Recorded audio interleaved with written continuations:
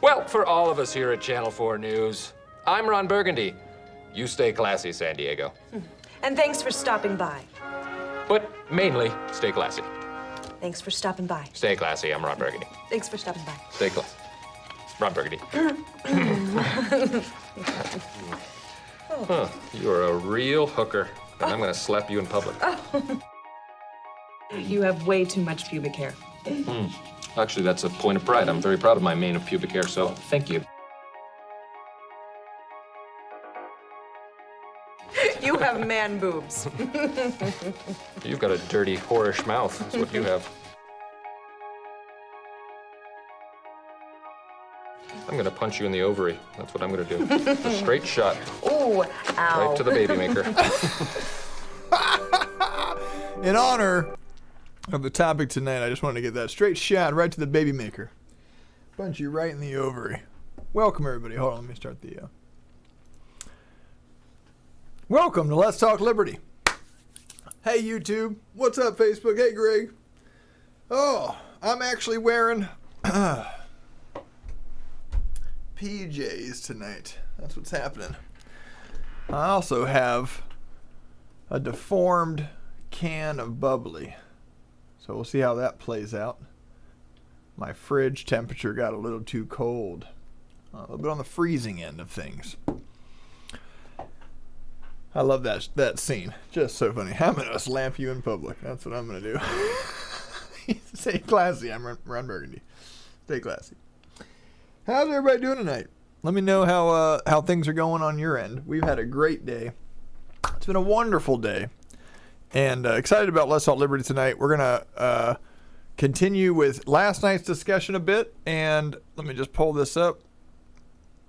We've had some, a chance to let the crazy people of the world respond to the news about Roe v. Wade. So we've had some more content to go over. I guess you can look at it like that. I mean, it's quite bizarre how split the world is. It's quite bizarre. What I want to talk about, I want to try to add a biblical perspective, and then also just give my sort of 2 cents on what should be the church's response. What is our posture right now? What should that look like? The goal has to be the salvation of souls. Your battle's not against flesh and blood. Okay, so you're looking across the aisle and you see this person who's so filled with lies. It's like frustrating. It makes you angry. You almost want to tackle that person and just like shake them until their brain works correctly, right? But they're thinking the same thing about you. Right? We know that. They're thinking you're just this crazy person. And of course, in their world, my worldview, which hopefully it's your worldview as well, which is a Bible-based worldview, actually explains what's happening. There is good reason why the two sides, if you will, of the ideological spectrum.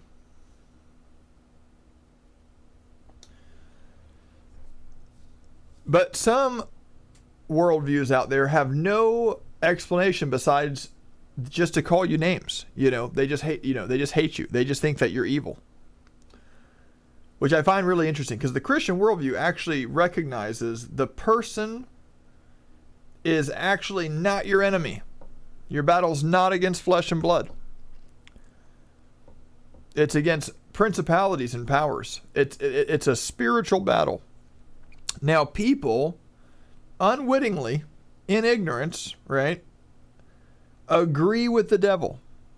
They don't even realize they're doing it. But we as Christians have this awesome responsibility to not let our pride and ego get in the way of winning that person's soul, or trying at least. Now, God has to grant people repentance that leads to a knowledge of the truth. You can't force somebody to believe, but you can sure help them with your gentleness and respect. Okay, so that's what I want to look at today. Now, obviously, there's differences, right? You can look in the Bible and you can find places where Jesus, people say. I saw this meme, I think it was today or yesterday, where they said, let's just never forget that when you say what would Jesus do, fashioning a whip and chasing people and flipping over some tables and chasing people with a whip is within the realm of possibilities. So this idea that Jesus is just always gentle and soft in all circumstances is actually not true. Because he's a good shepherd, he shows his teeth in a sense to the wolf. His bark gets pretty loud to the wolf that's trying to harm the sheep. So, and we see that play out in the book of Acts. You have I know, Greg. It's overwhelming hypocrisy. Greg says, I can't ignore the last 2 years with people forcing edicts on my bodily autonomy, but then turn around and take this position when they are actually two people's bodies in this matter. It's hard to respect the sinner on this one. No, I'm totally with you. So this is what I'm going to lay out the case for tonight for all of us here. And, you let me know if you agree or not. You can disagree. That's also cool. I welcome disagreement. It sharpens me. It helps me, right? What my goal tonight is to lay out the case for how to know who you're talking to and then how to talk to what person. Because you see Paul, curse people with blindness, right? So in a sense, he wasn't being like real, gentle. There are circumstances where you need to answer the fool according to his folly, lest he be wise in his own eyes. So these people, there's videos out there right now. You can go look at them. I think they're brilliant. They're like, people are marching saying, a man should have no opinion on this matter. And then the interviewer just asked the question, which is very biblical. It's a biblical strategy because that person's a fool. Okay, first of all, whoever's saying that is a fool. They're being, and the fool isn't an attack on their intellect. Not in the Bible, at least. In the Bible, the fool is a moral charge. It's someone who's being willfully ignorant or willfully immoral, suppressing the truth and unrighteousness. And so the obvious right question is, what is a woman? Because they're saying only women can talk about this matter. Well, watch what happens when the interviewer sticks the microphone in their face and goes, what is a woman? Can you define that for me? And then they just fall apart. One woman actually, or one lady actually said, I'm going to abort this interview. Like they can't answer that question. So what are they even talking about? You see, you answer the fool according to his folly, lest he be wise in his own eyes. They're running around and puffed up in knowledge, and you can just ask a question to dismantle their worldview based on their own silly rules, right? So there is a place for that. There's a place for a clever answer to destroy a worldview. But the goal, everything we do needs to be done in something called love, right? Wanting the best for the person. Wanting the worst for the devil, but the best for the person. Okay? This is the fear of the Lord, is to hate wickedness, but to understand that our battle is not against flesh and blood. So we're going to try our best tonight. I'm going to pull up some of the hard cases. Welcome, Facebook. Hey, let me know who's watching, where you're watching from. Again, I'm going with my busted can of bubbly here, so that means I guess I got to hold it in my hand the whole time. Here we go. Oh, sweet blackberry bubbly. So how do we do this? How do we do this, church? What does the Christian response look like in today's political ecosystem? Really, real question. You're gonna run in, whether it's at a Thanksgiving meal, whether it's at a family reunion, a work social. There's gonna be times where you run in to someone from the opposite camp. And I want you to be thinking about not reacting in the moment, because that doesn't usually work out well. I want you to have thought out what this looks like so that you can respond intentionally. To become love, because really we want to be saving souls. Now is the time to bring people into the kingdom of God. It's not the time to try to win an argument, to feel, to puff up yourself. The fact that we have the truth should make us humble and not aggressive. We have nothing to prove to anyone. So that frees us to actually just help other people. Okay, so again, I'm not. There is a place for aggressive combat in the realm of ideas. I want to first start with that, which you've seen that on Let's Talk Liberty. We don't hold back. Yeah, this is not going to stand if I sit it here, so I got to hold it the whole time. That's all right. I'm not saying you go soft. That's not it at all. Again, a good shepherd has two faces, kind to the sheep, but ferocious to the wolf. So but what I am saying, let's have discernment as we go out. Oftentimes, the person yelling at you isn't the person you're actually ministering to. It's the 4 or 5 people that are watching that interaction. And if you can have that insight, you can respond with that soft answer that oftentimes turns away wrath, but most importantly, it looks more reasonable to the onlookers. Now they see one side who's just emotionally damaged and aggressive, who needs healing and love. They see the other side who's full, who has shalom, who doesn't need to prove himself or herself, who doesn't need to fight back, but can actually offer the truth with gentleness and respect. Okay, so let's jump into it. Now, I have some stuff we're going to watch together tonight. This is going to make your blood boil. Okay, forewarned. You've been forewarned. But then we're going to bring it back. We're going to do some commentary along the way. Yeah, some of this stuff is just like Gregory said, it's just painful to watch. The hypocrisy, like the crazy hypocrisy. It's just painful to watch. But we'll talk about that as we go. First, let me get this set up here. But thanks for joining, everybody. Appreciate you guys hanging out with me tonight. That Anchorman clip. Let's start out with something kind of funny. You guys might not think this is funny, but I do.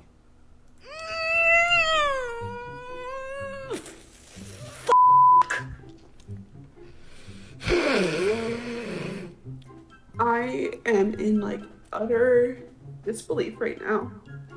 If you haven't read,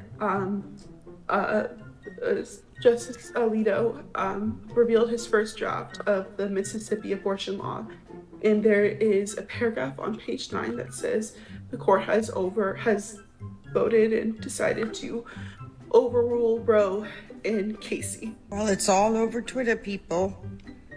The Supreme Court, the corrupted Supreme Court, is going to overturn Roe v. Wade. This is something that, again, I'll pause along the way here. Now, obviously, this lady's probably a big fan of the show, so, Sister Donna, you're welcome to always write in, and we'd love to have you. But, what do you mean by corrupt? What does that mean in your worldview? What does corrupt mean? What's up, Buck? God bless you.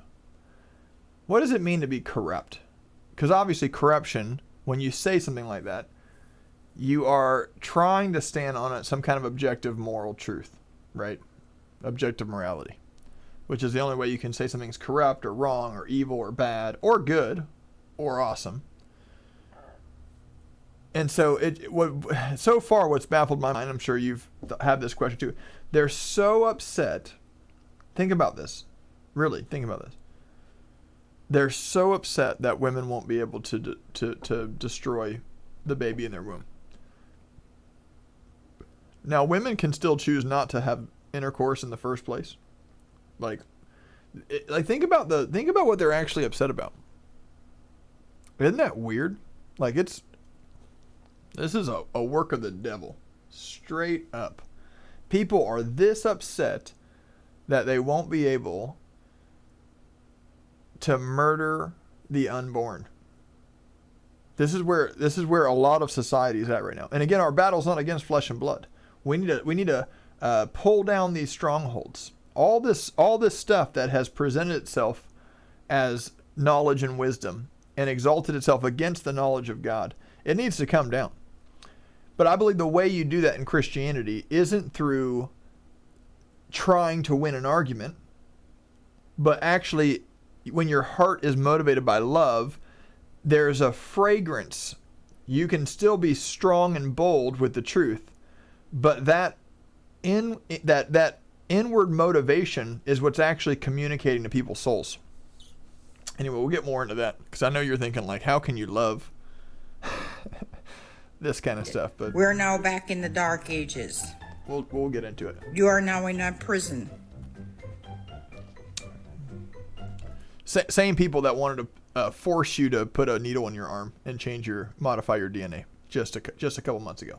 That's what men think of women.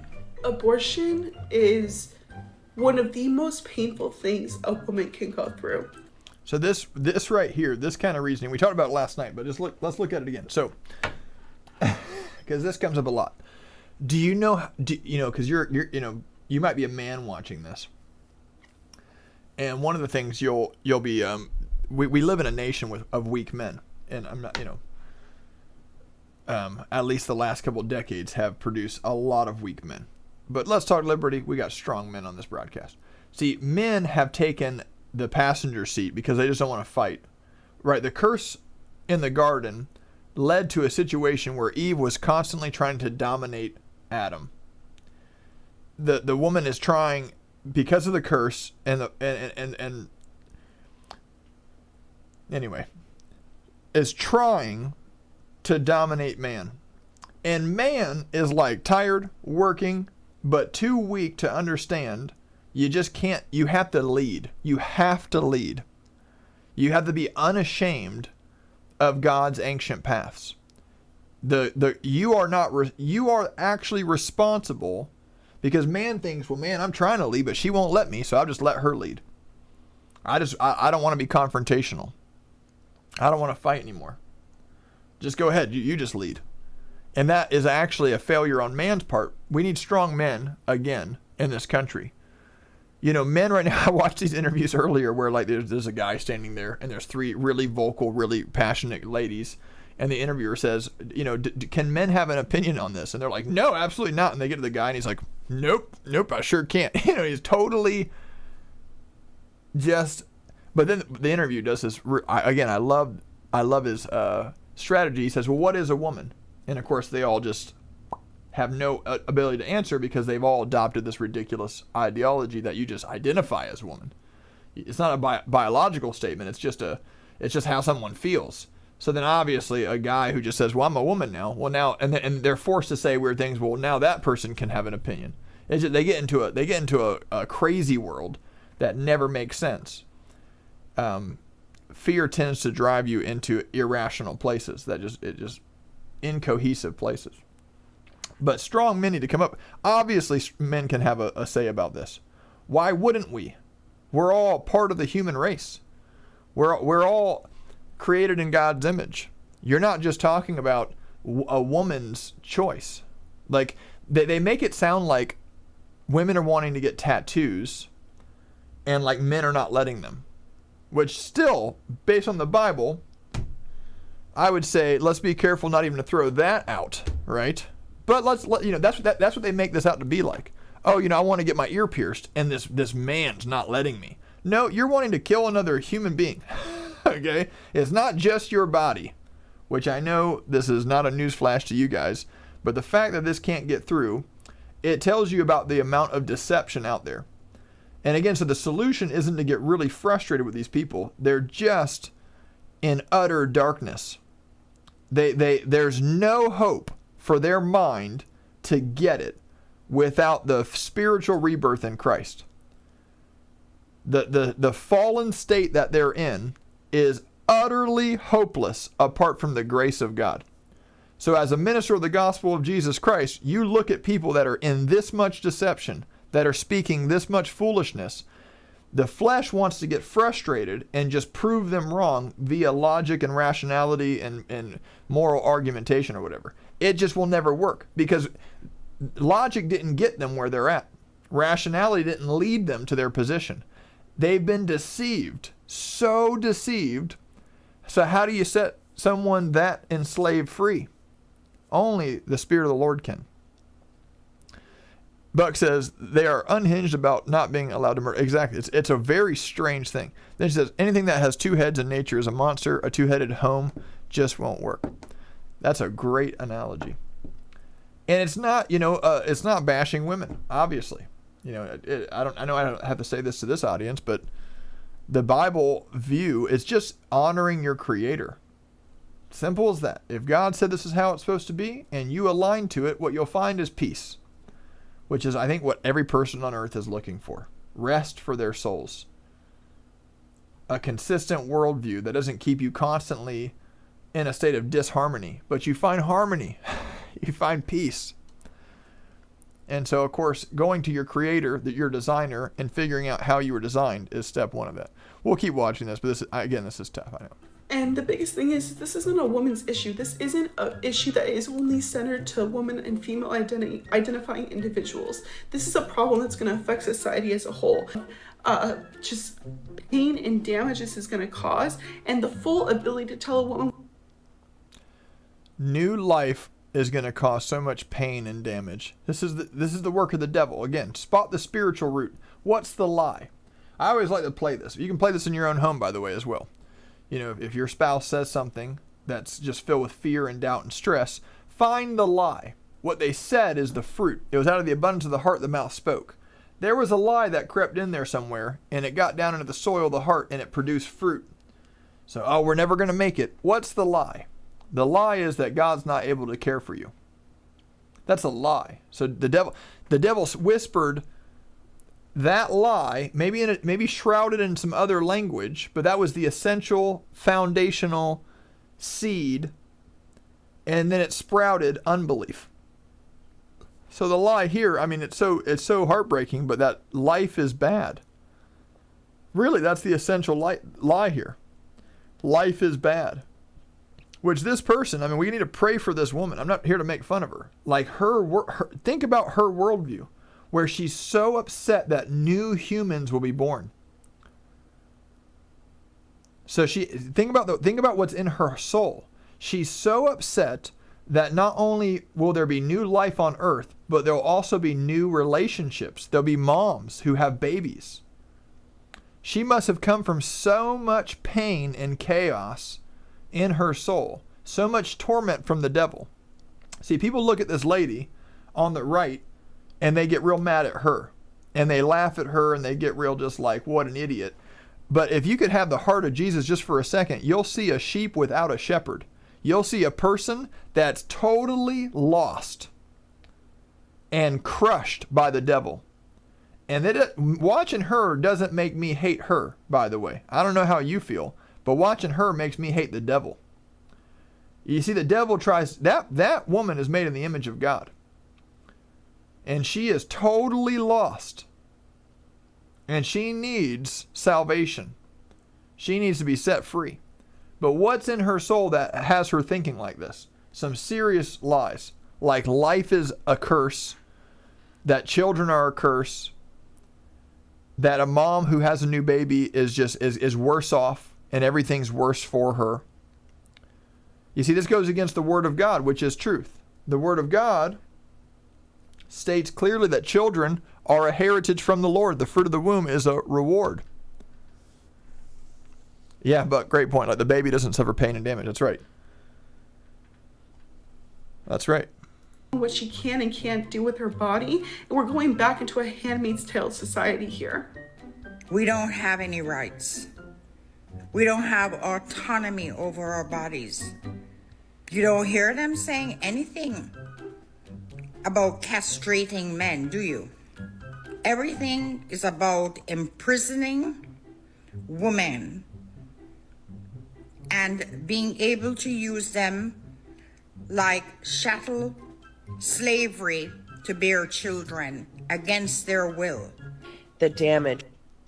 So you might have seen that lie, but let's just dissect it a bit. So first of all, no one's forced, 99.99, I forget the exact number. You can look it up for me and put it in the comments if you want, because there are situations of rape. But even most of the situations of rape, again, there are real evil situations of actual rape.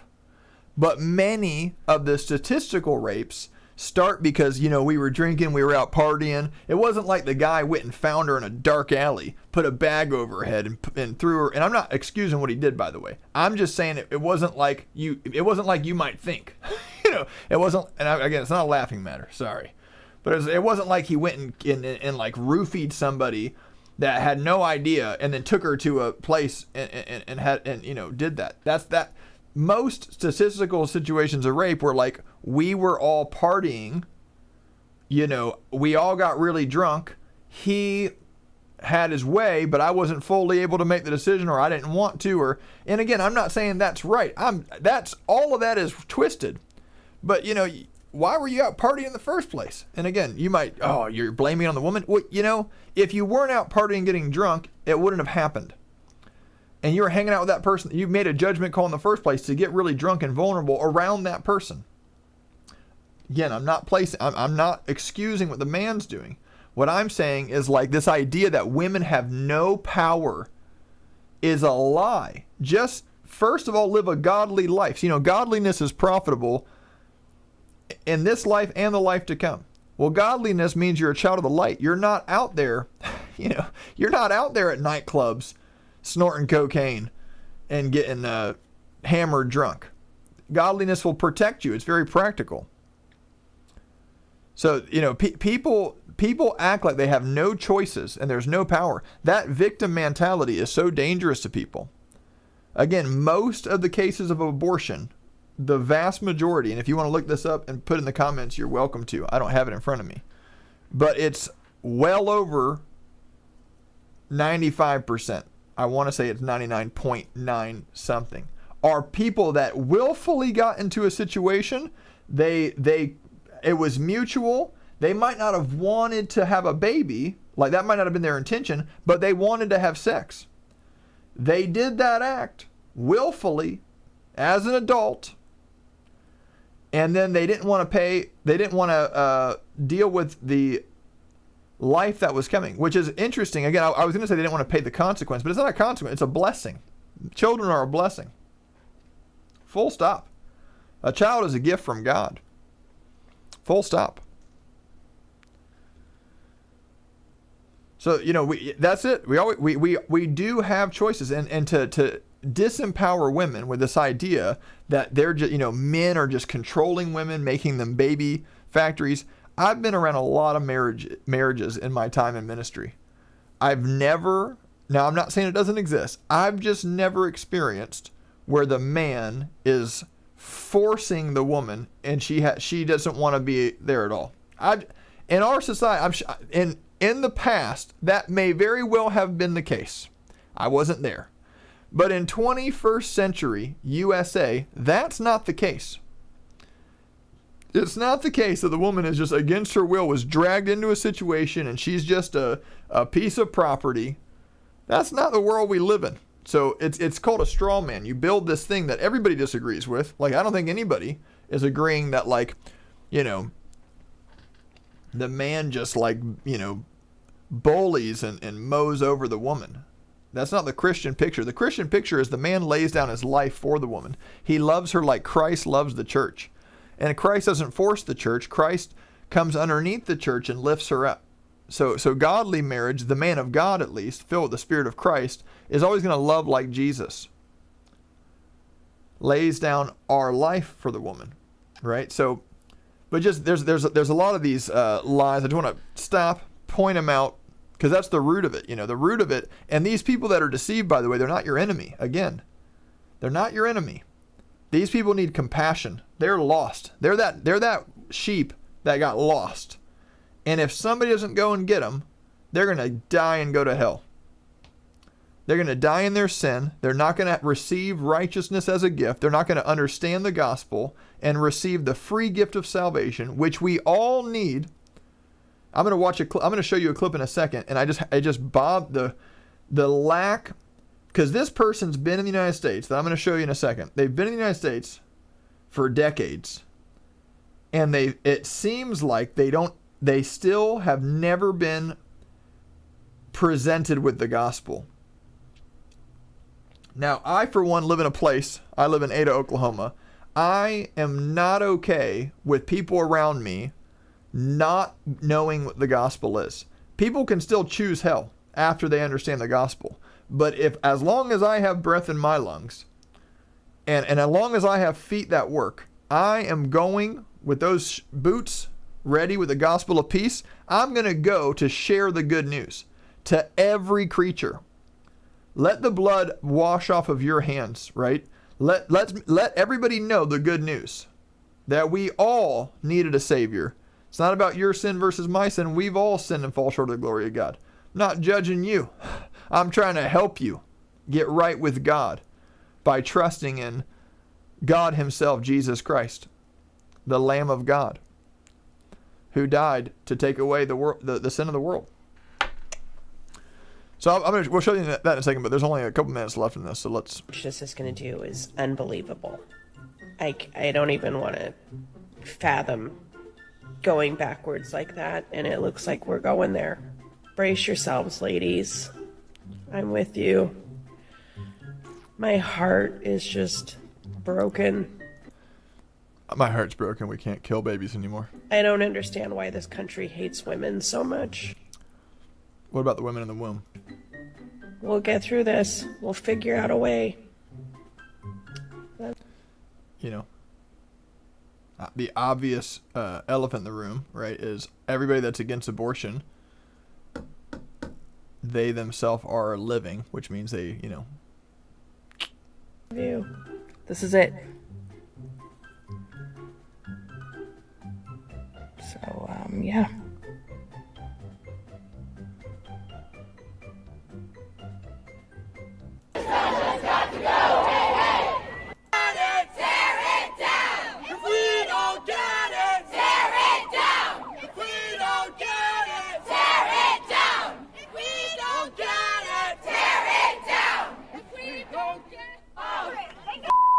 So you see how they have the hangers? So again, weird strategy. Again, super demonic. Think about what they're saying. Look, this is how people do it in the black market, or whatever. Like, and so because that, well, what point are they trying to make? Think about it. This is a weird point. Without legalized, you know, relatively clean abortion, whatever that even means, you know, again, crazy, not a laughing matter, sorry. Without that, then people are going to do it a real gross way. It's really strange logic, logic. Buck says there's very little focus on the man who doesn't want his child to be killed. They hurt too. It's true. Again, but I blame men. Because men didn't want to be strong. Men chose to be weak. And that's the state of our country. A bunch of weak men didn't want to stand on the Bible and say, you know, yes, this is God's design. Instead, we, you know, when the lady asked us, where do we want to go for food? We're like, well, you choose, baby. And we did that for decades until now, you know, you just have a culture of weak men.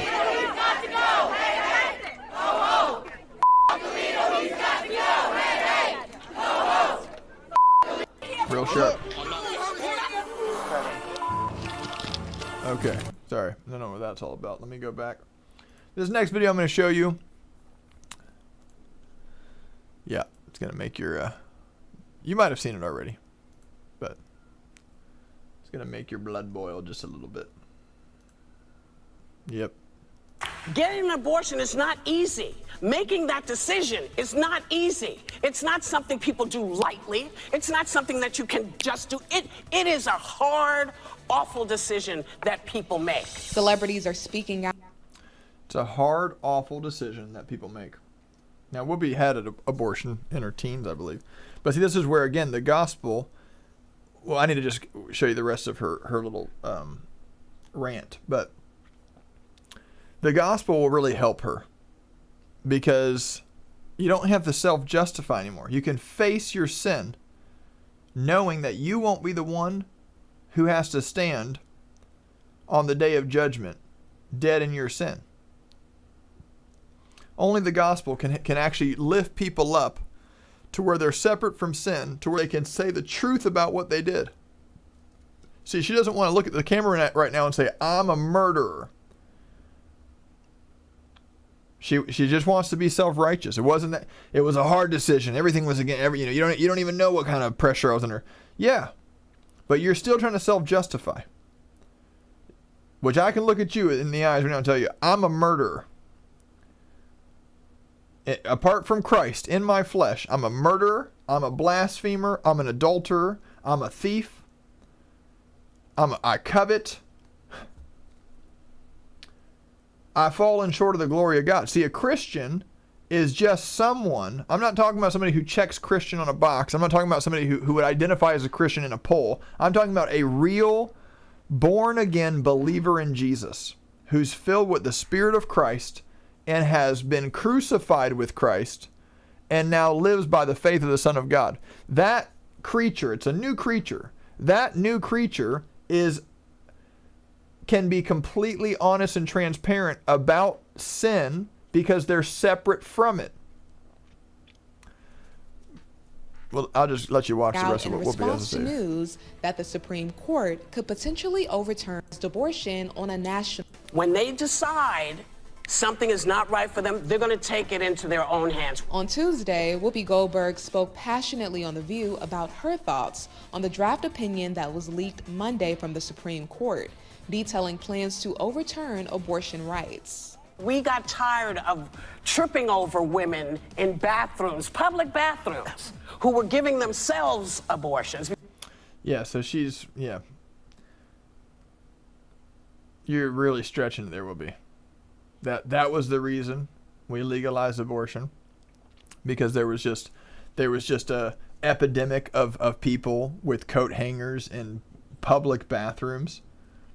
You know, at some point, once you're a child of the devil, I'm just going to go ahead and say it again. Not against her, she needs salvation, but Jesus says you're either a child of your Father in heaven or you're a child of the devil, and that you're feeding on the truth or you're just filled with lies. Once you go down the path of deception and you start buying into the lie, you end up with just craziness.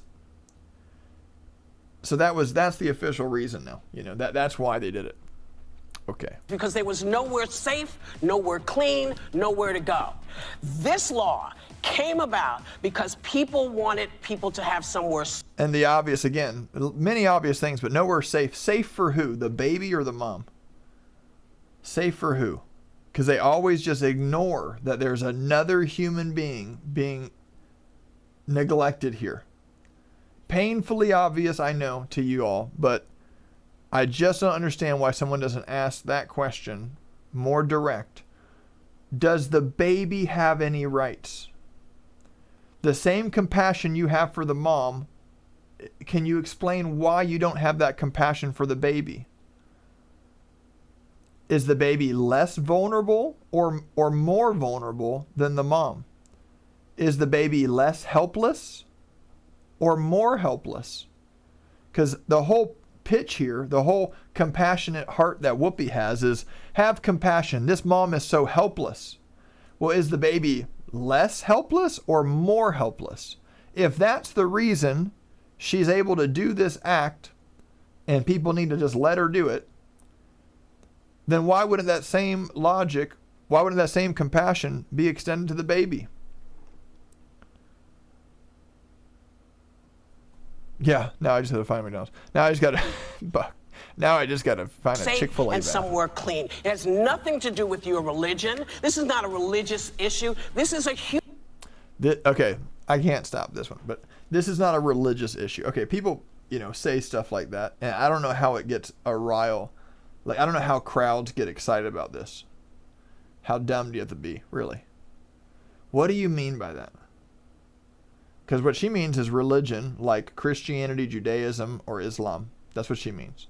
I doubt she's talking about Hinduism. I doubt she's talking about Buddhism. I doubt she's talking about one of the pantheistic or other New Age philosophy. I doubt she's talking about any of those. She's probably talking about one of the big three, right, in her mind. Christianity, Judaism, and Islam. Okay, she's probably talking about one of them. And she's saying it's not that. It's not that. But see, this goes against, like, in her mind, the fool has said in their heart, God is not for me. Now, again, it's a moral charge. It's not saying that she has a low IQ. Although her worldview is insane, because the more you accept a lie, the more necessarily your worldview will be insane. It won't be cohesive, internally cohesive. It won't be coherent at all. It won't be able to stand on its own foundation.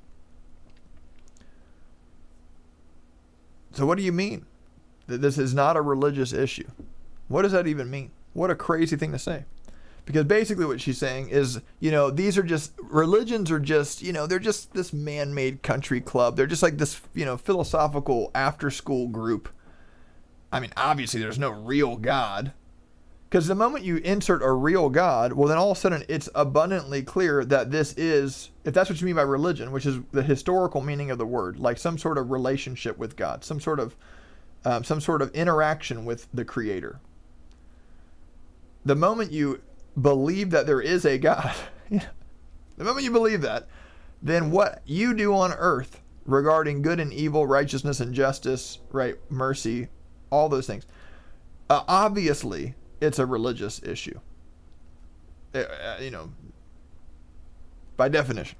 So, yes. Human issue. Whoopi stressed her point It's a human by issue. emphasizing how getting an abortion is not a decision most women take lightly. It's not something that you can just do. It is a hard, awful decision. And the talk show. So again, applying the same logic, like there's people that through, months of, confusion and darkness decide to murder like entire schools and stuff, or try to at least, like shoot up their whole classroom. And you could say the same thing, like that was a really tough decision. I'm sure it was. Think about somebody's mental state that got to the point of saying, I'm going to go get my dad's automatic rifle or whatever, semi-automatic rifle. I'm going to go to school. I'm going to end as many people's lives as I can, and then I'm going to end my life. That probably ranks at the highest level of tough decisions. Okay, but that kind of reasoning, is that why we let stuff just happen? Well, this boy was under crazy amounts of pressure. Very, very tough decision. Like, what is she even saying? Just dodging the fact that a tough decision does not justify an act of evil. How tough a decision is has nothing to do. It's just weird. Like, because it's a tough decision, we have to be okay by saying that evil is actually good now. Because it's a really, really tough decision, we actually have to be okay saying that they're justified. There's no wrong answer here, whether they choose to keep the baby, whether they choose to murder it. But, because it's really a tough decision, you can't judge which way they choose. You wouldn't apply that same logic to any other tough decisions. Right? You wouldn't apply that same logic, but this is what's acceptable at the highest. I mean, The View. I mean, obviously I would never watch The View, right? I don't know what you guys feel about this, but I guess I'm showing it now because I saw this clip and I was like, oh, well, maybe we should interact with that. But apparently a lot of people do watch The View. This is what's being sold at like the highest level of like meaningful discussion in the world. I find that bizarre, alarming, and quite frankly, pathetic.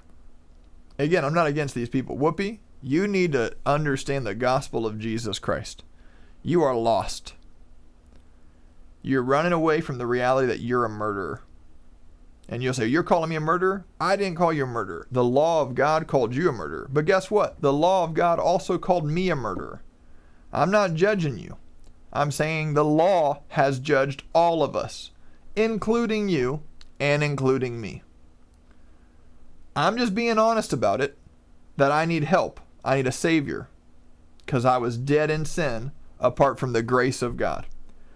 And I welcome you, while you still have time, to accept the grace of God and not try to justify yourself and run away from the reality of what you are as a sinner.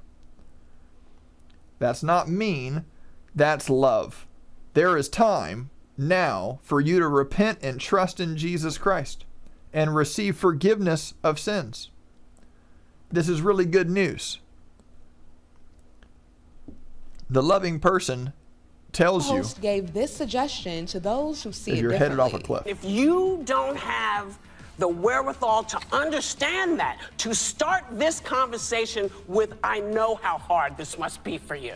If you're starting it by telling me I'm going to burn in hell, then you're not looking out for me as a human being, whether I subscribe to your religion or not. And yeah, again, it goes back to, is it true or not?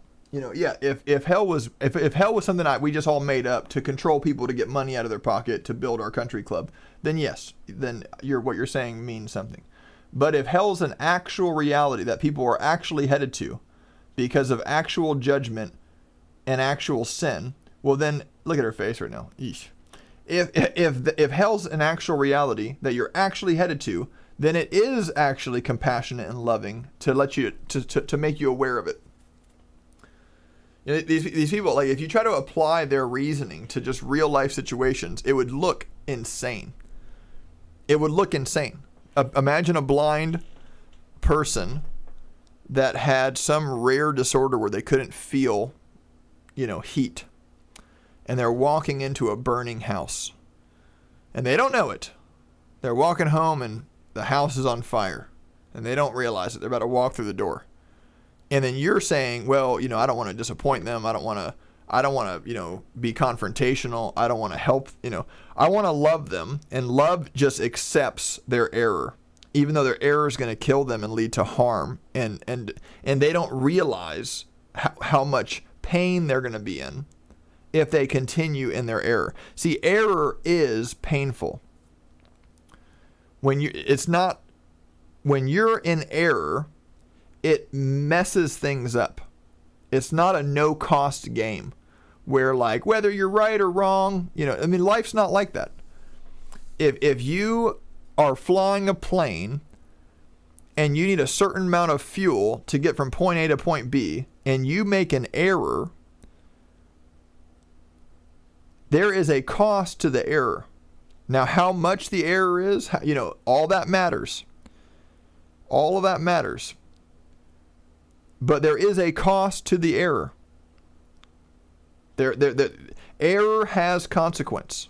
It's just how all observable life is. So it's not just that anybody can think whatever they want and their life's going to turn out the same. No, people that live in error have hard lives because error has consequence. It has cost attached to it. Seeing someone in error and telling them the truth is literally the most helpful thing you can do. Agreed, how you tell them matters, for sure. Right, this is why the gospel humbles people, where when we present the gospel, like, it would be wrong for me to sit and say, Whoopi, you're a murderer.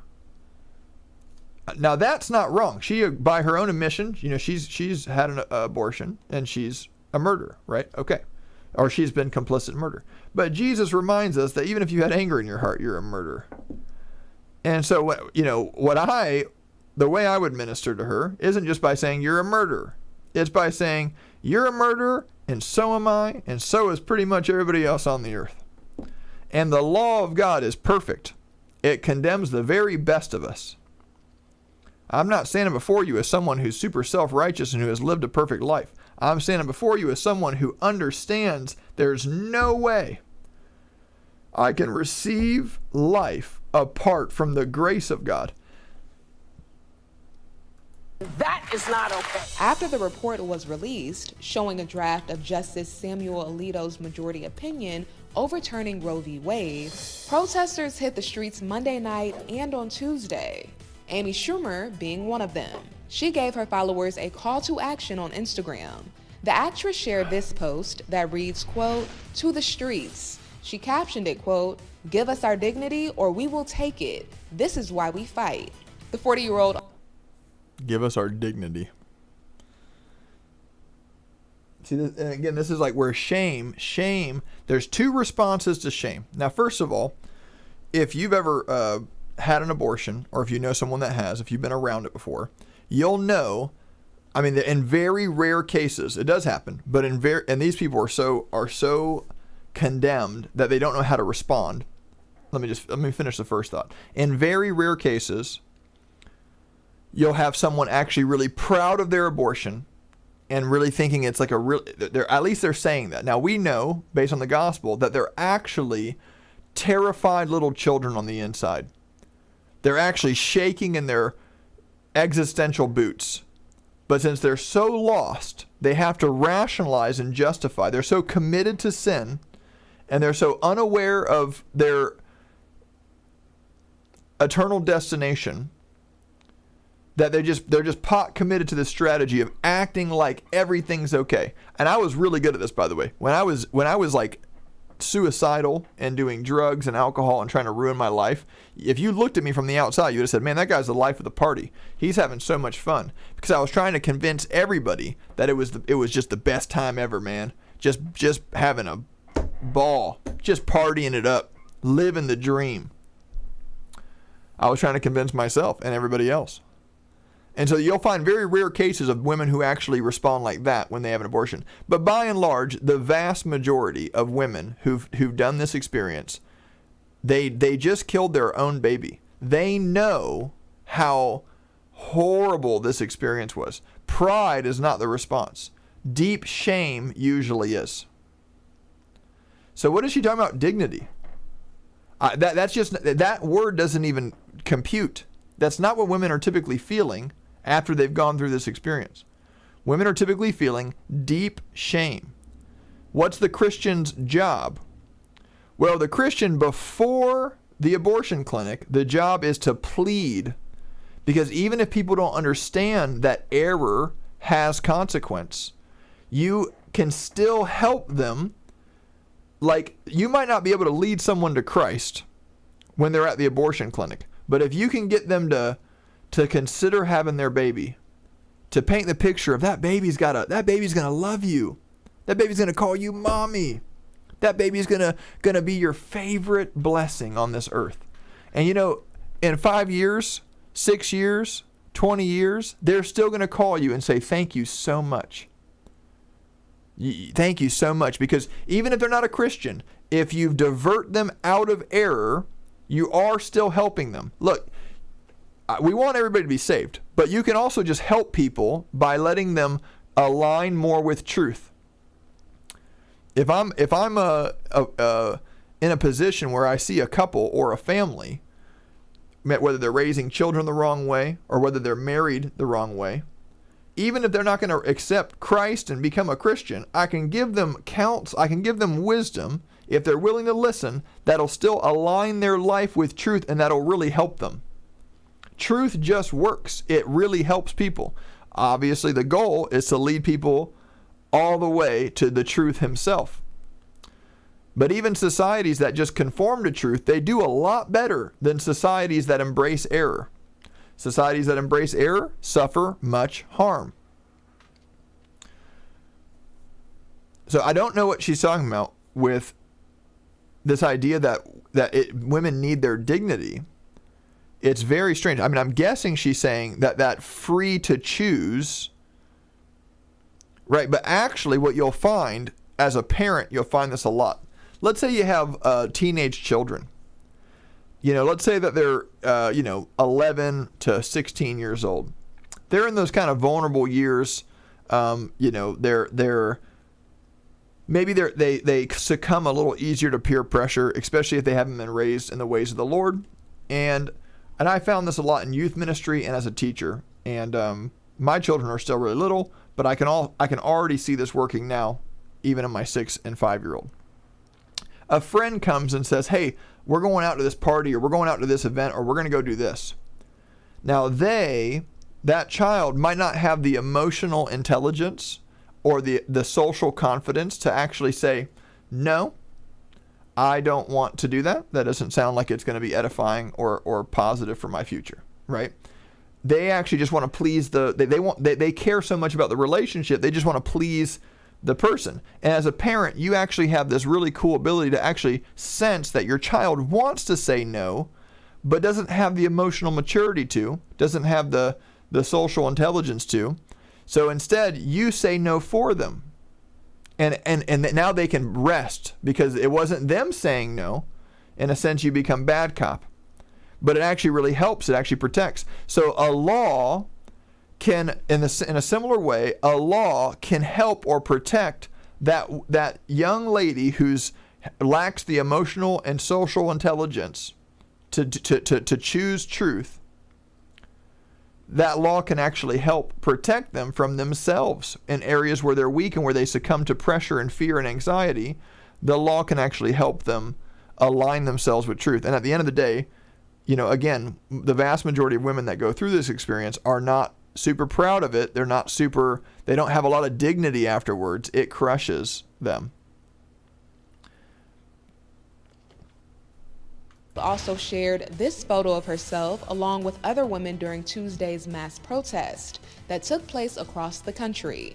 She captioned it, quote, "Bands off our bodies." It's like we're doing it together. Another famous face who joined the mass protest Tuesday is model Emily Ratajkowski. She shared this photo on Instagram with her infant son on her shoulder, and in the back, you see a sign that reads, "Abortion is a human right." Hillary Clinton responded to news of the leaked opinion by tweeting in part, quote, "Not surprising, but still outrageous. This decision is a direct assault on the dignity, rights, and lives of women, not to mention decades of settled law." President Joe Biden released a statement that reads, President Joe Biden released by tweeting in part, quote, "Not surprising." So I want to read the end of this. "It will kill and subjugate women, even as a vast majority of Americans think abortion should be legal." What an utter disgrace. So again, just a quick point about that. Every time politicians say the vast majority, they're referring to some poll. I know we said it a lot, but polls are ridiculous. I would never take a poll. So it's not the vast majority of anything. It might be the vast majority of people who take polls, which already are the busybodies, the left-leaning people of society. Right-leaning people are too busy actually paying the bills for all the left moochers out there who are available to take polls. You're always going to have a huge selection bias in polling, because I, for one, am not going to stop and waste my time on a poll. And I know most people of the right just won't. We don't care about the poll. We have too much actual work that needs to be done. We're actually providing for our families. We're actually working with our own hands and being not a menace to society and a leech. So this idea that the vast majority of Americans think abortion should be legal, it's ridiculous.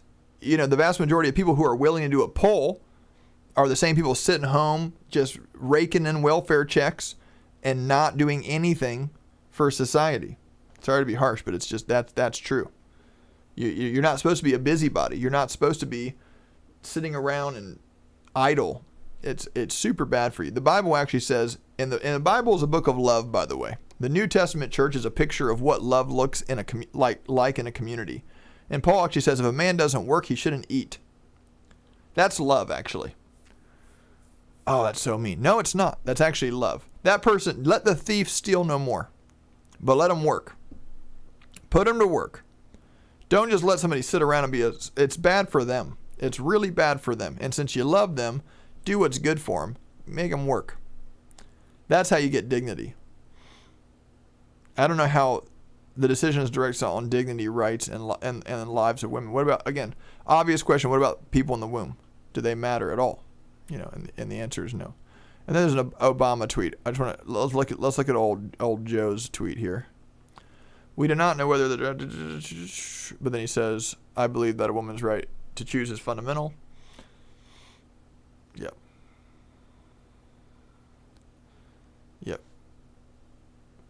They're going to get in you can already see it happening. They're going to get themselves into a lot of trouble, because the obvious way to answer the fool according to his folly is to say, what is a woman? And then he's stuck, because they've already jumped in with this absurd ideology that gender is not biological, but it's some social construct. It's some way you feel. So, obviously, it's not the only way you can dismantle this argument, but it is a really funny way. Hey, Joe, I heard you say, I believe that a woman's right to choose is fundamental. What is a woman? Can you define what a woman is? Yeah. And I know we talked about this last night, and I'm going to end with this thought, but what's the Christian perspective on my body, my choice? Because obviously we were saying things like that for the last 2 years. And when I say we, I mean the right was saying things like, hey, whatever happened to my body, my choice with these vaccine mandates, with these mask mandates? Why all of a sudden, your emergencies become my emergency? And they would say, well, this is the logic from the left, which again, if it were true, I'd still disagree with it, by the way. But the philosophical argument is at least coherent. What they're saying is, well, you not getting the vaccine are actually aggressing against others because you're spreading a disease or something. Now, their burden of proof is like obviously on them. But even if it were true, where do you draw the line? Somebody's life poses some risk to somebody else's life. Where do you draw the line, and who's in charge of that decision? You see, I mean, it opens up a can of worms. It's a real philosophical problem. Libertarians have to deal with that stuff all the time. My neighbor Bill is building a he's trying to discover nuclear fusion in the backyard. Yeah, if he figures it out in a safe way, well, it's going to solve a lot of energy problems. But if he messes up, it's going to kill everybody in the United States. What level of autonomy can my neighbor Bill have? Because the potential cost of his mistake wipes out the whole country. Right? You see, there are real philosophical issues to be dealt with. And unfortunately, our society, there's been a massive dumbing down to where we're not even really able to make progress on those kinds of discussions because we're stuck at just like really superficial stuff. But yeah, this line of reasoning, a woman's right to choose, is fundamental. There's obvious problems, and the first big problem is, what about the baby's right to choose? Because the way the baby's behaving, they are communicating. And I'm talking about the day-old, 2-day-old, 3-day-old baby in the womb. Their form of communication is strictly physical.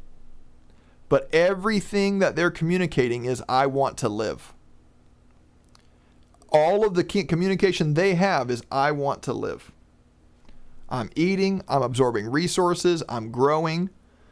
Every possible interpretation of their voice, not all communication is verbal.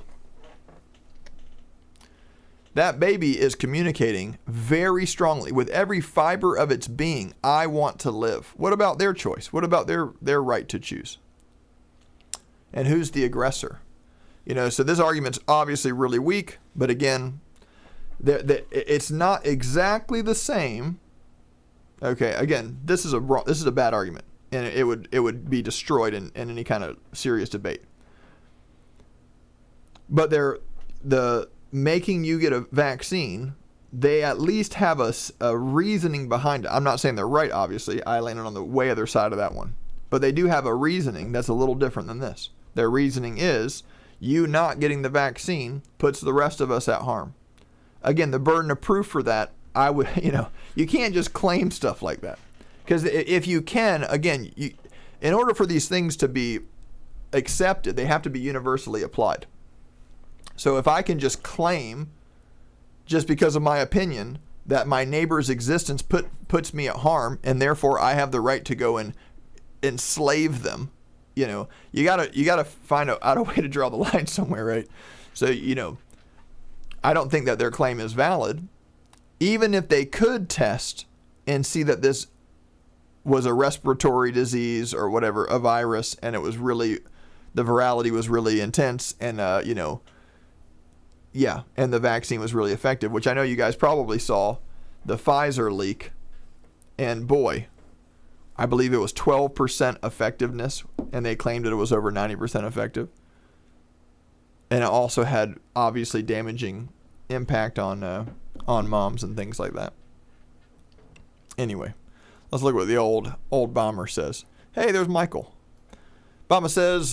Obama says, if the Supreme Court ultimately decides to overturn the landmark case of Roe v. Wade, then it will not only reverse nearly 50 years of precedent, it will relegate the most intensely personal decision someone can make to the whims of political and...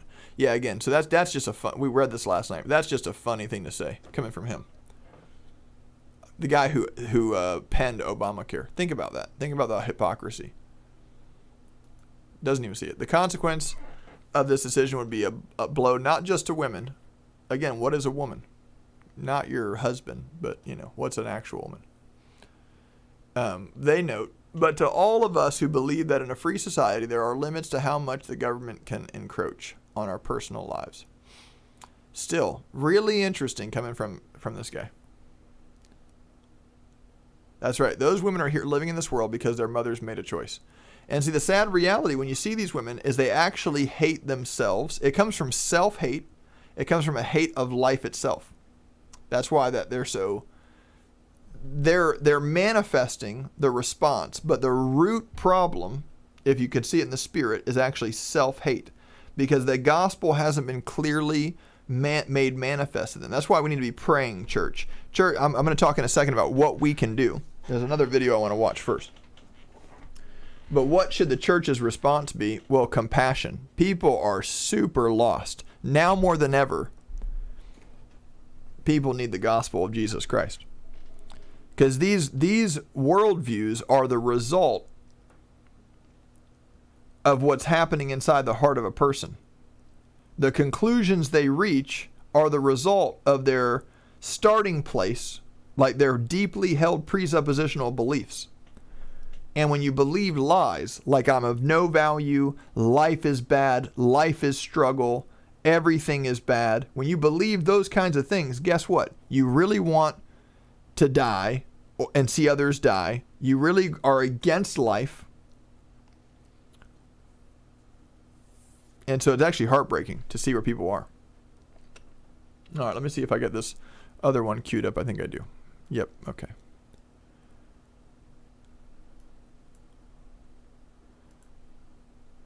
I don't have a whole lot to say about this one yet, so we'll just watch it together here. Senator Amy Klobuchar, Democrat of Minnesota, joins us now. She sits on the Judiciary Committee. She's absorbing this news just as we all are. Senator Klobuchar, thank you for being with us tonight. Let me just get your reaction to this news again. The headline tonight in Politico: Supreme Court has voted to overturn abortion rights. Draft opinion show. Gregory, I love it. Your rights end where mine begin, and don't trump them either.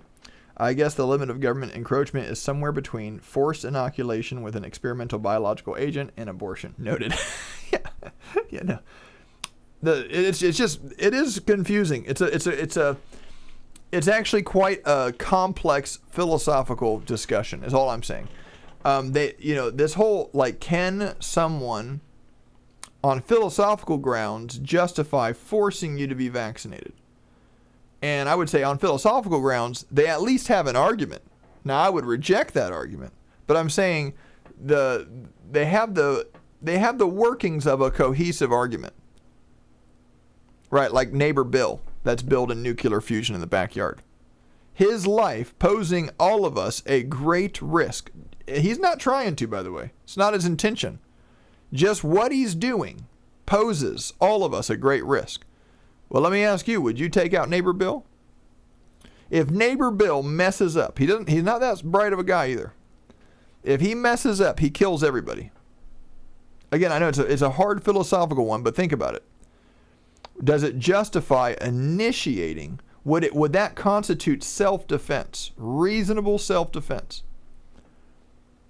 If somebody swings a gun at you and points it, can you shoot him? I would say yes, you can. It constitutes justified self-defense. But they didn't actually shoot at you. They could have had a water gun.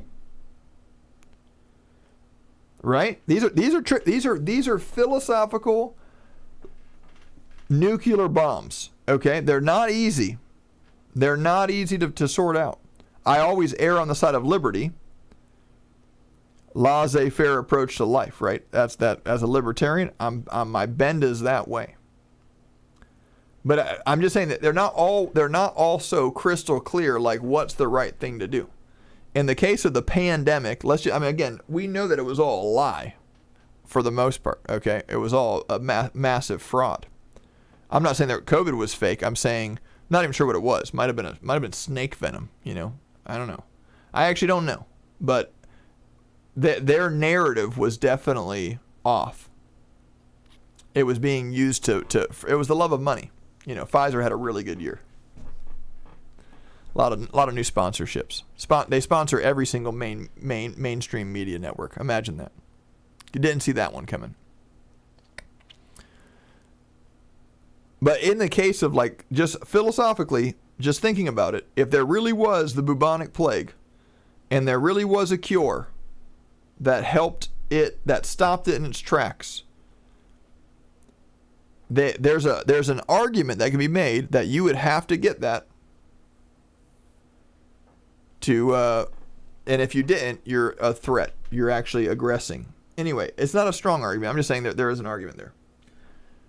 But again, Bill in the backyard playing with nuclear fusion, you know, if it were me and he would, and one mistake takes out everybody, including all the children, everybody in the world, I'm probably going to enslave Bill in prison. If a group of guys come and say, hey, you know, Bill's about to, like, potentially open up a black hole in the middle of the earth and everybody's going to die, I think you have a moral responsibility that the possible benefit of what Bill's trying to do does not outweigh the likely cost. Again, those are judgment calls. I'm not saying they're easy, but that would be, you know, from Bill's perspective, we would be these tyrannical statists. You know, but from our perspective, Bill, you're out of your mind, man. You're out of your mind. Okay? Stop playing with nuclear fusion in the backyard, bro. You see, there are some tricky philosophical. Again, you might say that's really unrealistic, but no, it actually points out some of these challenges. Now, the Bible encourages a faith. This is why I love being a Christian. Because I know you can't threaten me with heaven. Right? You can't threaten me with heaven. And I know my children, the Lord's covenant is with me and to my children, to my family. So I'm not able to be manipulated by fear. So if Bill was doing something that could potentially kill me, it's like there's no fear making me irrational. Fear leads to an irrational assessment of what's going on. If somebody's fearful, they shouldn't be making decisions, especially when those decisions affect somebody else, which basically all decisions do. The fearful should never lead, the fearful can't see clearly, and they make bad decisions consistently. So the Christian is free from fear, which allows us to make good judgment calls for the most part, because we're not manipulated by things like the fear of death. We're not panicking, you know.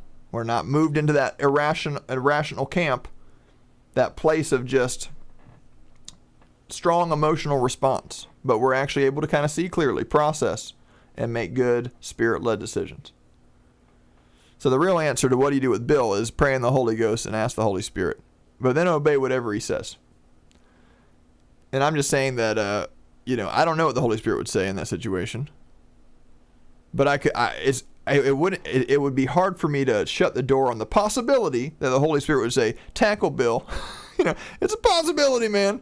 Again, within the realm of possibilities, what would Jesus do is, you know, flipping over some tables and fashioning a whip and driving out people. It's in the realm of possibilities. And so Bill, you know, might be on the wrong end of a...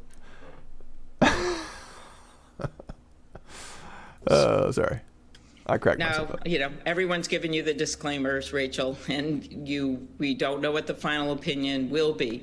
But I will say that I have predicted this for a long time based on the court arguments and based on the hearings for these justices.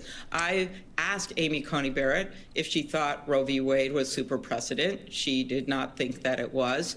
And yet I believe the American people are with us. So I'd like to focus a bit here on what's going to happen if they do issue this opinion when all signs point.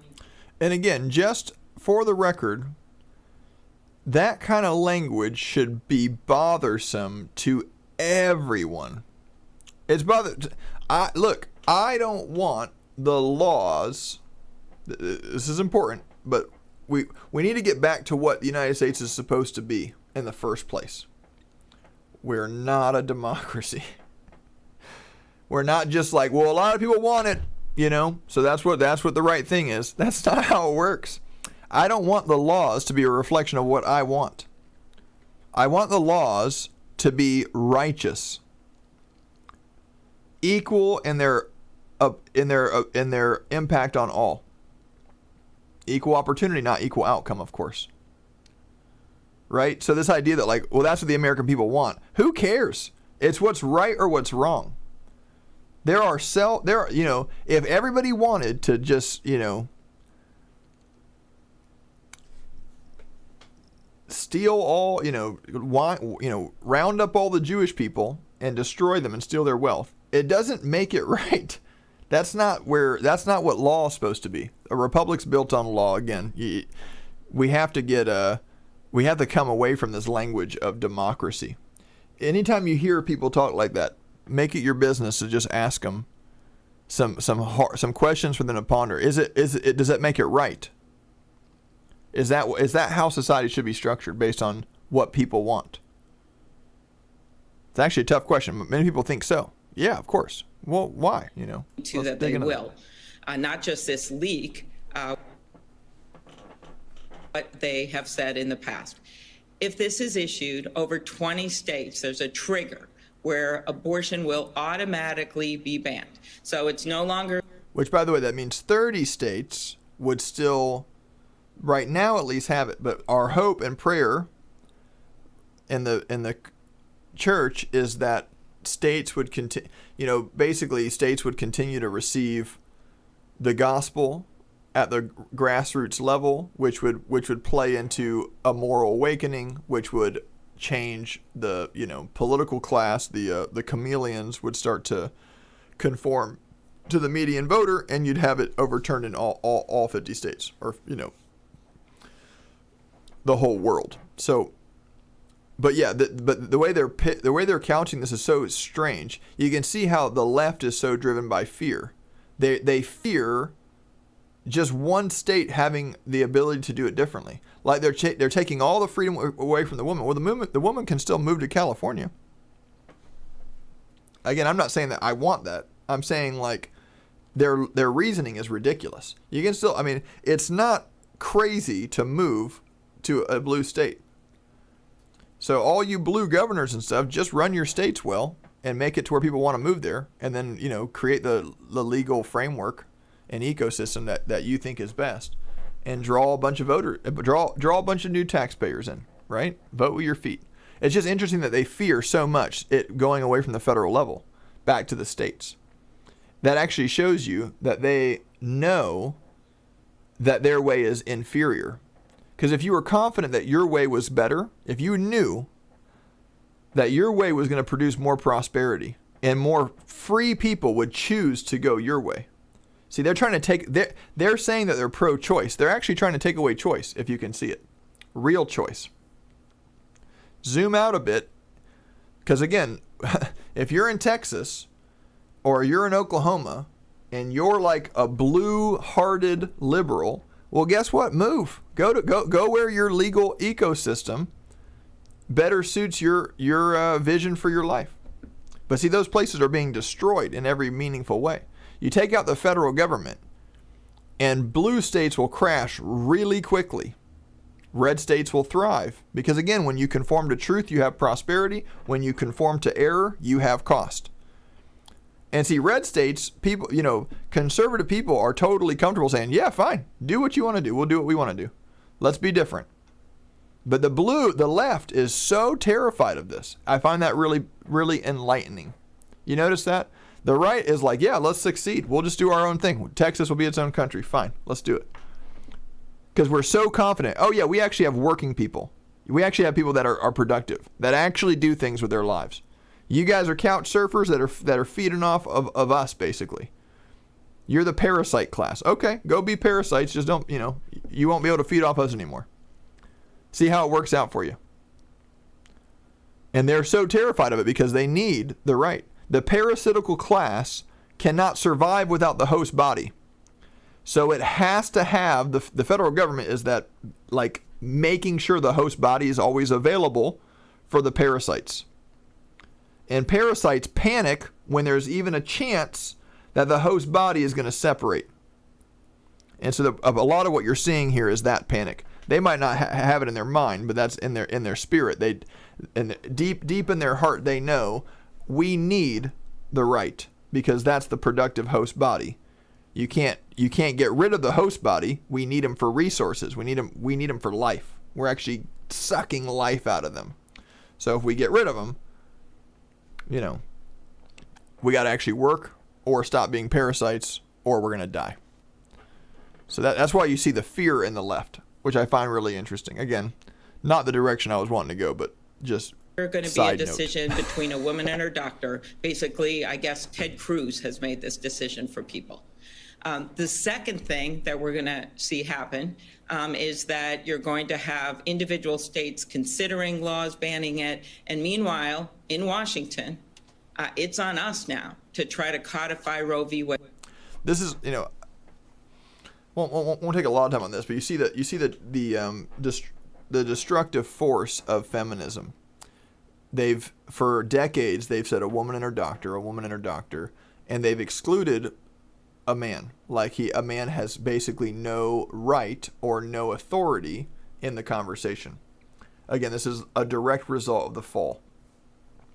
The woman just puts herself in charge, wants to dominate the man, and wants to actually make sure the man knows you're not even welcome to the conversation, bub. Why don't you just sit out? And of course, women that live like this are miserable, unhappy, lost. It's not actually good for the woman who embraces feminism. Their life ends up being miserable. By the way, I'm not wishing that upon them. It's just that's how, when you come away from God's ways, you're entering into destruction. But when you embrace God's ways, you're embracing life itself. Wade into law. And as you know, we have two Republican senators who are with us when it comes to choice. But the question is, with the filibuster in place, which I firmly believe we should reverse, could we ever get to 60? So this is what we're dealing with right now. And I cannot overemphasize what a change this is, what a disregard to precedent. If this is true, yes, we can be outraged, but we also have to plan. We are going into election. This is, again, I'll just do a quick one on this one as well. Think about this argument. I've heard it now pop up several times. So at first I was like, oh, they can't be serious. But now, okay, they're saying that the reason this is so outrageous is because it disregards precedent. But so did Roe v. Wade. Like, you idiots.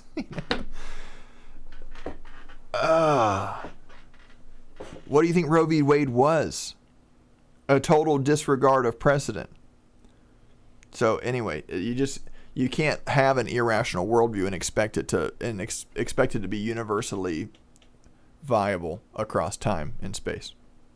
You end up just looking like, sounding like an idiot. Year.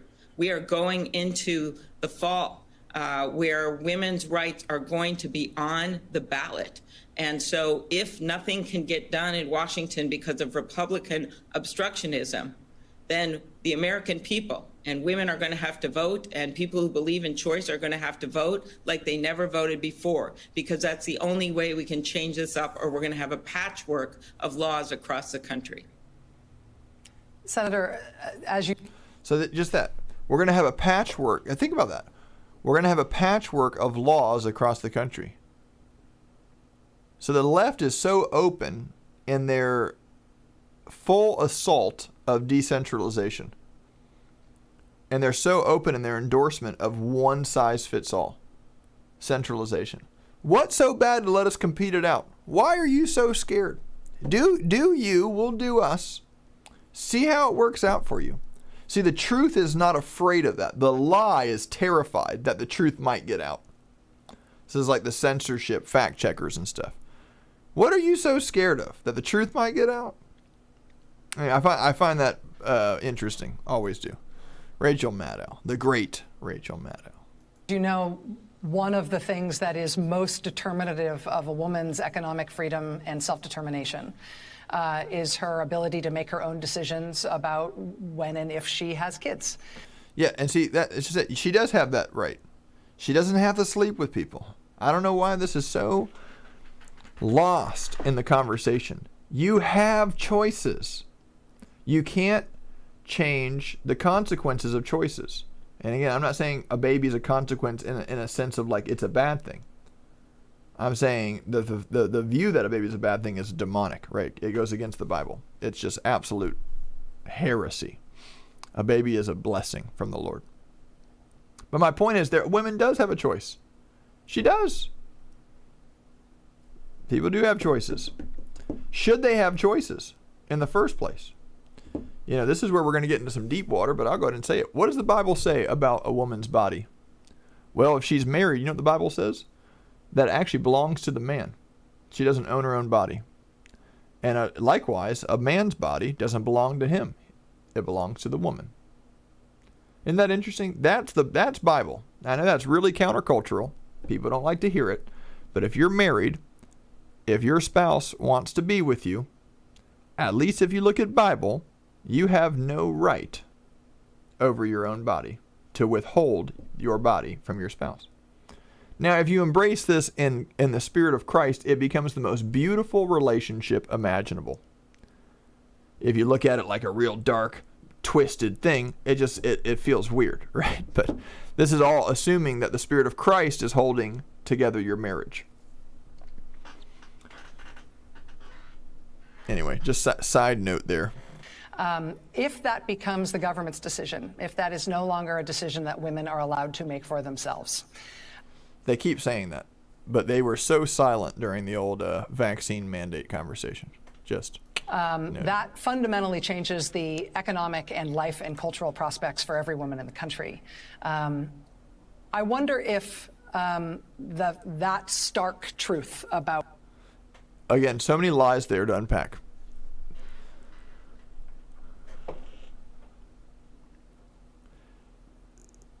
The assumption there, out of this lady's face, is that children are bad for your economic life.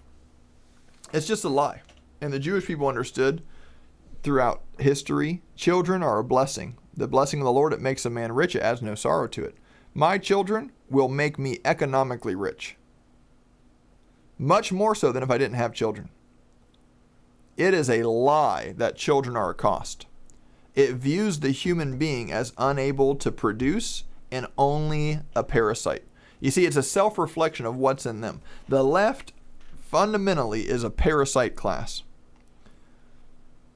And again, our battle's not against flesh and blood, it's the ideology, that victimhood ideology, that I can't do it.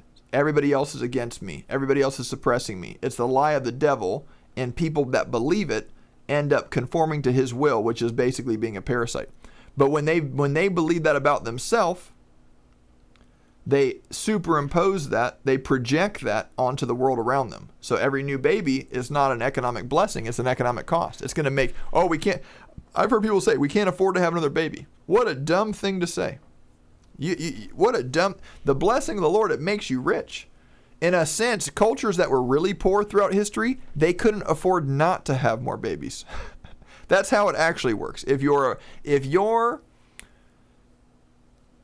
an actual productive family and you're conforming to God's ways, even if you find yourself in extreme poverty, I mean, think about Abraham. He left his home country with like a caravan,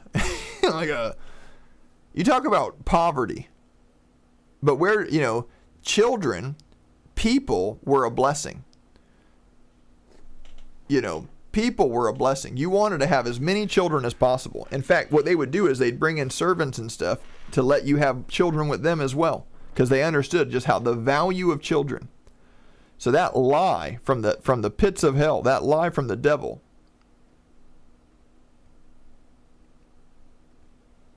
that's a great point, Gregory. I think it's causation. I think that Rachel Maddow, if she gave her life to Jesus Christ and embraced the Holy Spirit, she would have an internal peace that would begin to work itself externally, and she'd become more attractive, physically beautiful. I think that it's amazing, but I've actually seen the transformation in people's lives, where when they actually embrace the Spirit of Christ, they start to conform to their original design, and they actually become beautiful. Not like that Beetlejuice Mayor of Chicago. She's going in the wrong direction, man. Yikes. What this does to the future of American womanhood and the future of the American family. What is womanhood there? See, this is where like they've talked for so many years trying to dismantle what a woman is. And now they're trying to stand on it. And it's just, that is frustrating to watch. What is a woman, Rachel Maddow? Please define it for us so we can understand what you're talking about.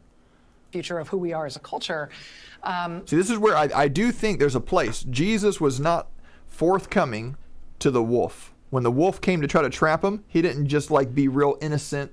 No, he was wise as a serpent. He would ask them questions. He would frustrate their plans. He knew what they were trying to do, and he wouldn't just fall into the trap. In the same way, we need some conservatives to be smarter. And I think I see that happening already. So I'm not saying this isn't already happening.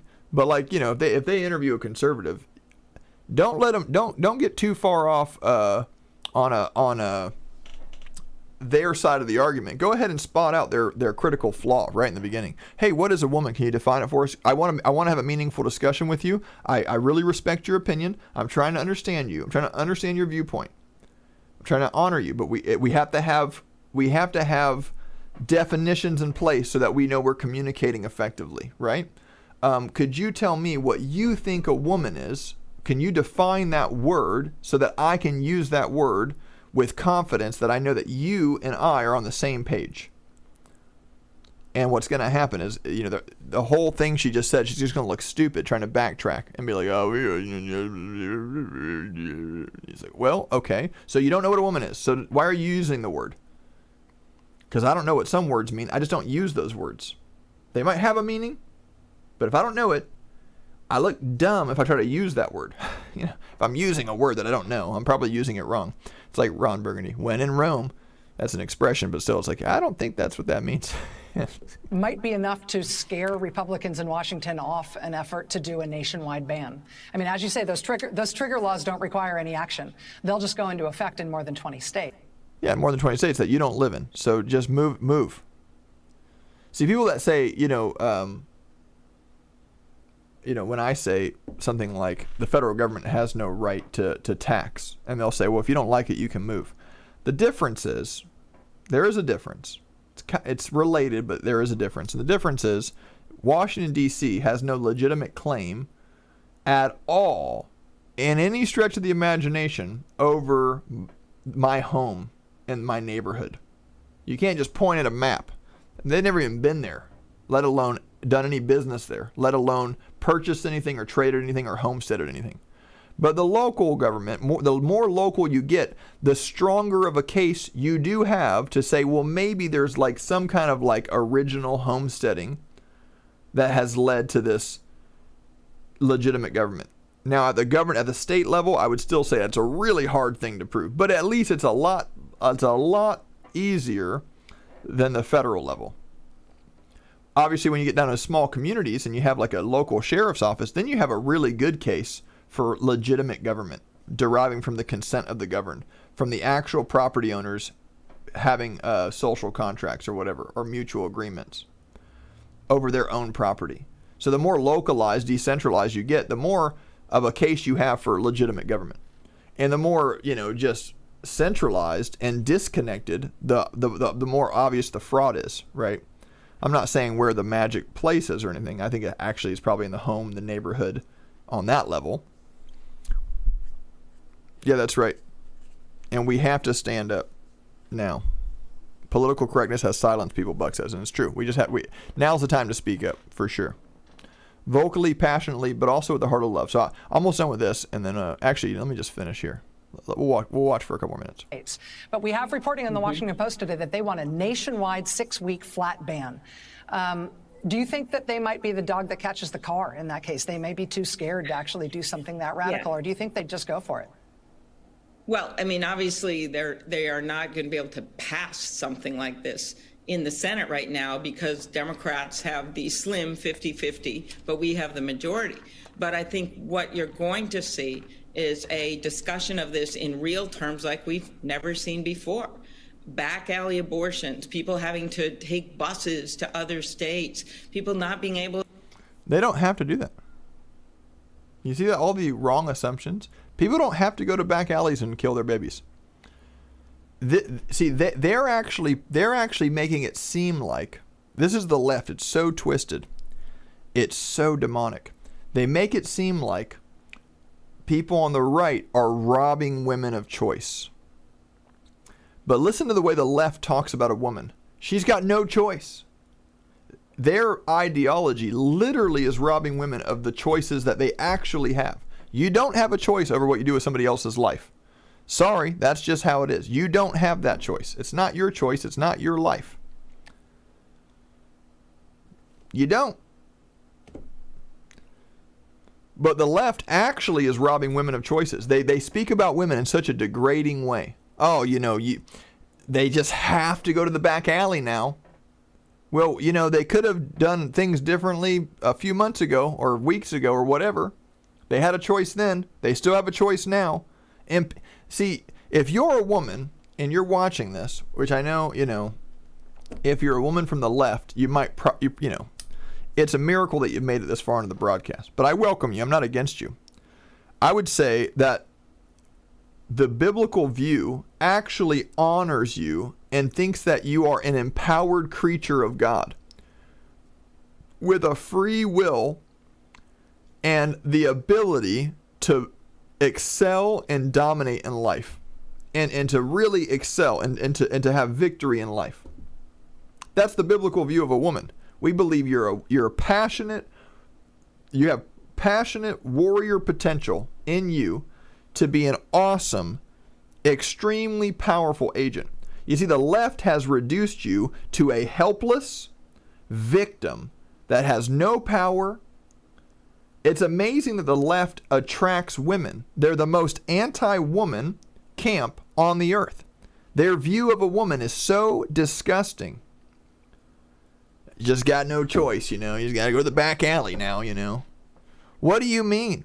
Like women are that dumb that they'll just wander into the left when the left thinks women are the most pathetic, worthless, just victims. It's not true. You're a powerful creature of God, made in the image of God, which is why I love people like Candace Owens, who calls out this victim push to belittle women and minorities, to treat black people like they can't function in society. It's so disrespectful. I love that. I mean, if Candace Owens runs for office, which I don't know if she ever should, right? But if she does, I'd love to have people of that intelligence level in those convictions at the highest level. Those are the people, the Charlie Kirks, the Candace Owens, those are the people that God, I believe, is raising up because the church was too weak to say anything. So he had to raise up warriors outside of the church to be the mouthpieces for actually the kingdom. So proud of those folks.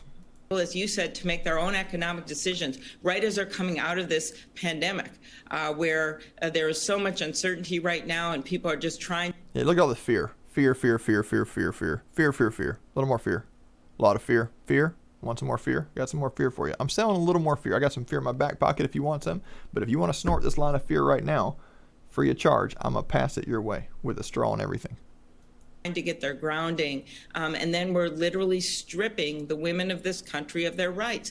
If that happens, I think you're going to see repercussions like never before. They have basically stacked the court with these judges through various procedural games that they played in the Senate, and now is the moment. And the only way this gets decided, if this opinion gets issued as is, it's going to be state by state fights about this with the automatic triggers going in place in many, and then is going to be a decision for Congress, and it makes the election for the House. But you got already said, the majority of people believe this, so your state should be totally fine. What is there to fear? I mean, it doesn't make sense, right? In the Senate, more important than any we've seen in our lifetime when it comes to the protection of women's rights. Except for women in the womb, of course. Senator Amy Klobuchar, member of the Judiciary Committee representing the great state of Minnesota. Senator, thank you for your time this evening. I know we caught you on short notice. Thank you. It's great to be on, Rachel. Thank you. Yeah, Rachel Maddow, you know, Lord bless her. Bless these people. Bless their ignorant minds. All right. Well, my body, my choice. What is the Christian perspective on this? Just to summarize it, because again, you're going to hear this a lot over the coming weeks, months. It might be a hot topic for years to come. And I'd like to equip you with some Bible ways to view this that may challenge people, even on the right, on how they talk about it. So the Christian perspective on my body, my choice, the biblical, if the Bible's our foundation, is actually you don't own your body. That you are created, and as a created being, you have a creator. And wickedness in the Hebrew language is defined by a picture where a bowl is broken. It's not being used according to its original design. Sin is missing the mark, like a bullseye, but you haven't hit the mark. So this idea of like, we can just do whatever we want because we're totally in charge. It's a lie from the start, because you didn't design the universe and you didn't design your own body, which fits into the universe and acts according to certain rules that you didn't design either. Again, you didn't create the universe, you didn't create your own body, and you didn't create the rules that govern the universe. Because you didn't create those things, you actually don't have the kind of freedom that people want to make you feel like you have. You do have freedom of choice, but it's very limited. Your freedom of choice does not choose consequences. You don't have the freedom to choose. You are free to, put your hand in a fire. You're not free to choose what happens next. So one way you can talk about this, which I think is really effective because they might not see it coming, is actually to remind them to go straight to the core lie and to remind them, actually, it's not your body and it's not your choice. Therefore, it's not your choice. Your body was given to you. You were created. You have an owner. Now, this begs a second question, which I'm going to kind of play with this idea live on the air now. This isn't like rehearsed, okay? So bear with me here. Jesus makes a bold statement. He says, you're either a child of your Father in heaven or you're a child of the devil. So in some ways, when you're dead in sin, the devil owns you. And in some ways, he is in charge of your destiny. He is directing your destiny. Right? Illegally. He doesn't actually have the authority in heaven, under heaven, and on the earth. Jesus does.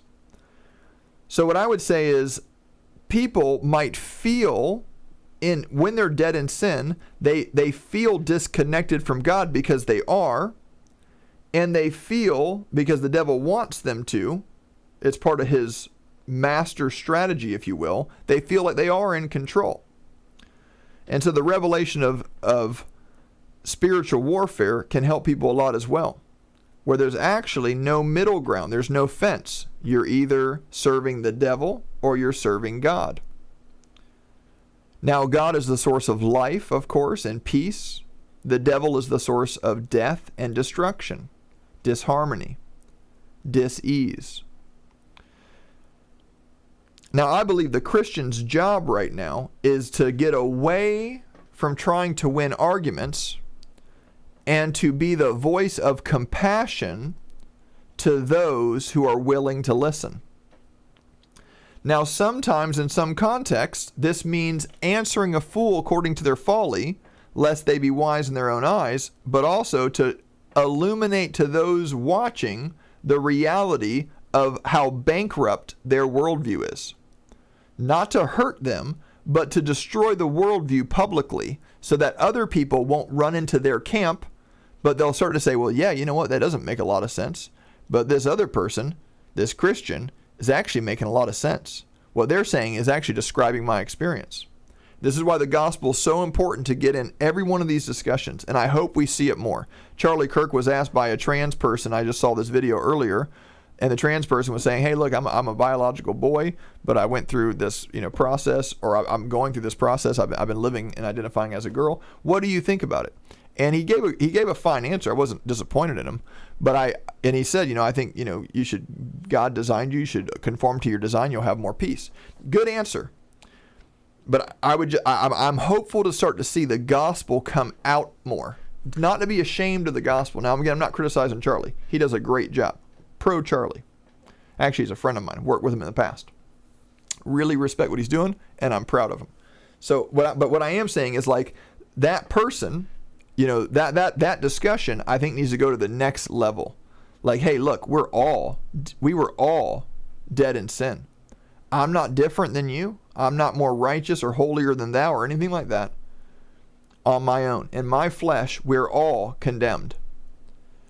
We're all murderers. We're all adulterers. We're all perverts and blasphemers. We've all sinned and fall short of the glory of God. And when you lay your head at the pillow tonight, this is me talking to that person who's lost, but when you lay your head at the pillow at night, you know in your heart of hearts that there's something broken at the fundamental level of the human experience. It's not peace. There's chaos. Now, the Bible has an explanation. The Bible tells you exactly what went wrong. The Bible tells you exactly why it went wrong and how to fix it. We have the solution. We have the cure.